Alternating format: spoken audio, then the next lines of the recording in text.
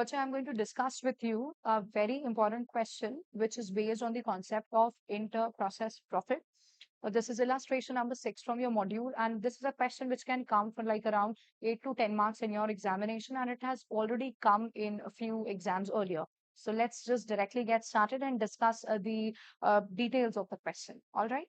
So A Limited produces product X which passes through two process before it is completed and transferred to finished stock. The following data relate for the month of October. Now, what details they have given? Process 1, process 2, and then there are details of finished stock. So, opening stock has 7,500 rupees key value, then 9,000, then 22,500. Direct materials are added, direct wages are there, factory overheads, then closing stock at all the three points. Then inter-process profit included in opening stock.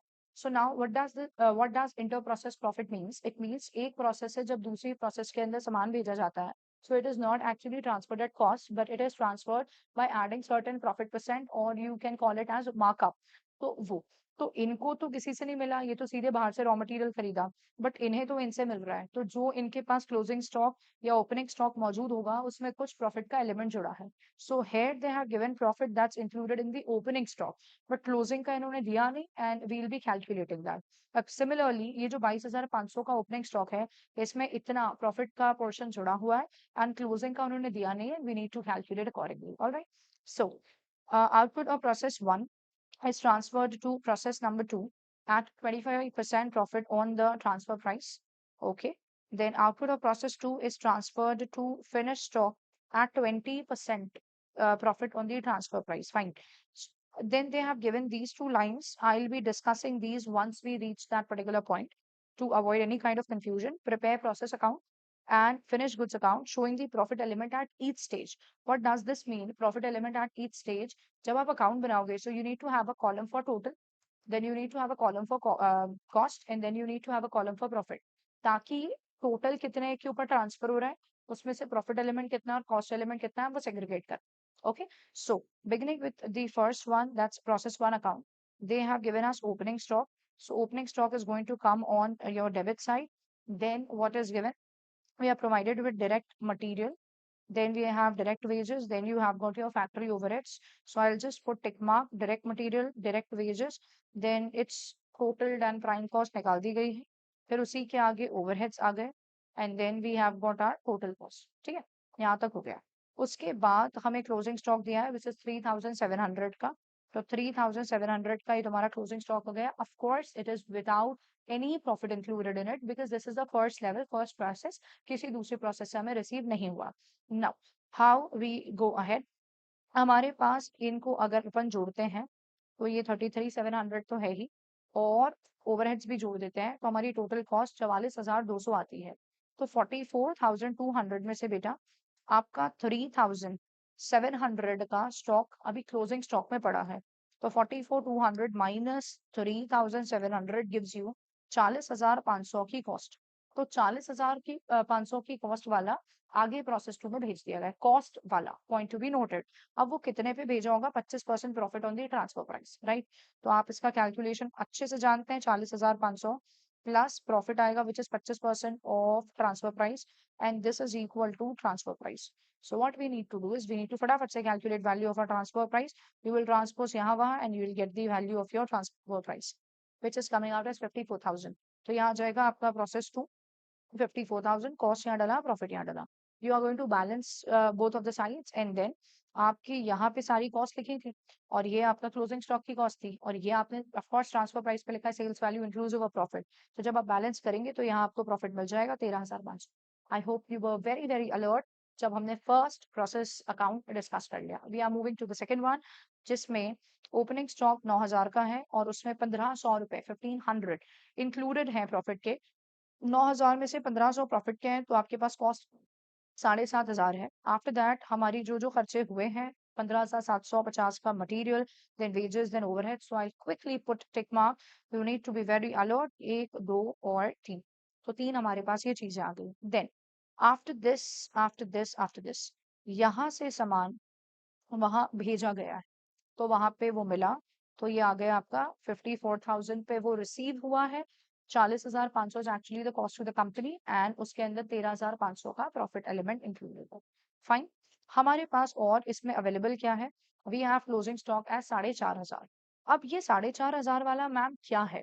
Is it inclusive of profit और is it at cost? तो it is actually inclusive of profit, because जो process 2 है उनको जो process 1 से मिला, तो उनके लिए तो वो कॉस्ट ही है ना, उनके लिए तो वो कॉस्ट ही है, क्योंकि उनने लिया ही उसको एट ट्रांसफर प्राइस है, तो उनके लिए तो वो कॉस्ट है।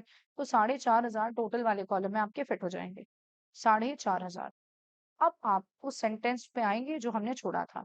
Stock in process, which process? Process 2 is valued at prime cost.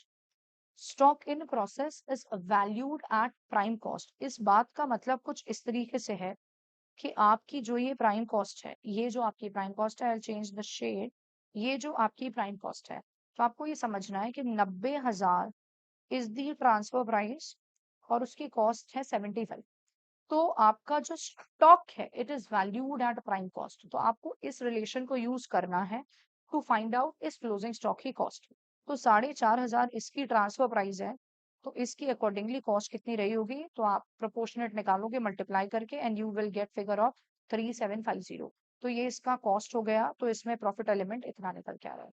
Now what we have to do is, now what we need to do is, आपके पास ये कॉस्ट है, इस प्रोसेस के लिए ये कॉस्ट है, इनके लिए ये कॉस्ट है, ये कॉस्ट है 90,000 की कॉस्ट, ये और ये कॉस्ट है।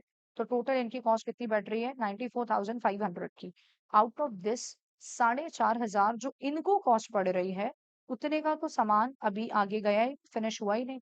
तो जो आगे गया है वो इनको कितने का पड़ा? इनको कितने का पड़ा? तो इन्हें पड़ा 90,000 की कॉस्ट का, 90,000। और क्वेश्चन में कुछ ऐसा कहा है कि प्रोसेस 2 से फिनिश गुड्स में ट्रांसफर होता है 20% प्रॉफिट ऑन ट्रांसफर प्राइस पे। तो उसकी इनको कॉस्ट पड़ी है 90,000, 90,000 plus 20% of transfer price is equal to transfer price. Is that clear? So you will be फटाफट से calculating it out and you will get value of 1,12,500। तो दैट मीन्स 1,12,500 पे ये ट्रांसफर हो रहा है, 1,12,500 पे ये ट्रांसफर हो रहा है। Is that clear? अभी ये वैल्यू कैसे निकालेंगे हम? तो बेटा ये पूरी की पूरी जो है ये 79,500 इट इज टोटल कॉस्ट, जिसमें से इतनी कॉस्ट वाला आगे नहीं गया है, क्लोजिंग स्टॉक है। तो जो आगे गया है वो इतनी कॉस्ट का, and this is not cost for this process but it is actually the cost to the company. दोनों बातों में आपको अंतर समझ में आना चाहिए। तो ये हम बैलेंस करके निकाल लेंगे कि भाई टोटल कॉस्ट 79,500 है, जिसमें से 3,750 वाला आगे नहीं गया, तो जो आगे गया है तो 75,750 का है कॉस्ट टू द कंपनी। और इन दोनों का डिफरेंस करते हो तो दिस इज एक्चुअली जितना प्रॉफिट अभी तक हम इसमें बढ़ा चुके हैं, जितना प्रॉफिट हम इसमें बढ़ा चुके हैं, प्रोसेस वाले 1 वाले ने प्रॉफिट जोड़ा है, और प्रोसेस 2 वाला जब फिनिश गुड्स को भेज रहा है तो वो भी प्रॉफिट जोड़ रहा है। तो ये उसके ऊपर जो टोटल प्रॉफिट ऐड करा हुआ है ये वो रिफ्लेक्ट कर रहा है। देन आप इस कॉलम को और यहाँ के ये कॉलम को जब बैलेंस करेंगे तो जो ये आएगा ये करंट प्रोसेस का प्रॉफिट आ जाएगा, करंट प्रोसेस का प्रॉफिट आ जाएगा which is 22,500। I hope that's very clear. Then moving to the third, that is your finish stock account. So finish stock के लिए क्वेश्चन में we were provided with the opening stock and profit which is included in it. So it comes है 22,500 और इसमें profit इतना है। So the cost to the company is 14,250। After that यहाँ 1,12,500 पर भेजा and the cost to the company 75,750। तो यहाँ पे आया 1,12,500, 75,750 उसमें से कॉस्ट है and this is the profit जो उसके अंदर जुड़ा हुआ है। इतना हमारा काम हो गया। अभी क्वेश्चन में फर्दर दिया है कि जो क्लोजिंग स्टॉक है भाई वो है 11,250 का। तो क्लोजिंग स्टॉक जो है वो है 11,250 का, उसमें कितना प्रॉफिट एलिमेंट है we don't know that and we'll be calculating it out. Okay, so read the sentence. What have they mentioned? Finished stock is valued at the price at which it is received from process 2. Finished stock मतलब जो भी finished stock का बचा हुआ होगा, closing जो unsold होगा, it will be valued at a price at which it is received from process 2. So what does this mean? It actually means they are trying to emphasize on this particular relation.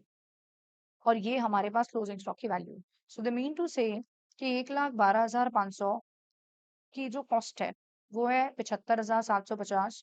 So accordingly आपका जो 11,250 का closing stock है उसके आप proportionately निकालेंगे तो 7,575 is your cost. तो difference करोगे तो यहाँ तुम्हें उसमें कितना प्रॉफिट जुड़ा हुआ है अभी तक, दो स्टेजेस का, प्रोसेस 1 और 2 का, वो मिल जाएगा। तो दैट्स ऑल्सो डन।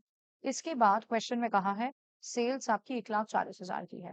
तो हमारे पास सेल्स 1,40,000 की है। नाउ वेरी वेरी सिंपल, 1,40 का बेचा, ये क्लोजिंग स्टॉक है, ये ओपनिंग है, ये प्रोसेस है, तो ये इस प्रोसेस में या इस स्टेज पर जो प्रॉफिट है वो हमारा निकल के आ जाता है। और रही बात ये सामान की टोटल कॉस्ट टू कंपनी है, इतनी कॉस्ट टू कंपनी वाला भी बिका नहीं है। जब आप डिफरेंस निकालोगे तो ये निकल के आएगा विच इज इतनी कॉस्ट टू कंपनी वाला सामान बिक गया। तो ultimately profit to the company इतने का हुआ है। Ultimately profit to the company इतने का हुआ है 57,575। ओके, ये थोड़ा सा मैकेनिकल टाइप का क्वेश्चन है। ऑफ कोर्स इसको एक बार लिखे ये करना बेहद जरूरी है, बट इस जैसा अगर कोई क्वेश्चन आता है तो it's going to be just it's replica. Same sentences use हो रहे होते हैं, सेम इंफॉर्मेशन गिवन होती है, यहाँ तक कि आप ये मानिए कि मोरलेस वो जो प्रॉफिट परसेंटेज है वो भी ऑलमोस्ट सेम होता है। तो कितने ही क्वेश्चंस एग्जाम में आए हुए हैं या प्रैक्टिस मैनुअल में दिए हैं या आरटीपी में दिए हैं, they are of exact same style, exact same replica है बिल्कुल। अगर एक क्वेश्चन आपने अच्छे से कर लिया तो फिर आपसे बन जाएगा, बट इसको आप लिख के जरूर करिएगा। Is that clear to you? So keep studying hard. All the very very best for the exam that you have ahead, and make sure that you are following this particular channel so that all the vital information and all the exam related updates and whatever updates institute issues वो सारे information तुमको मिलते चले. Okay, all the very best once again. Take care. Bye bye.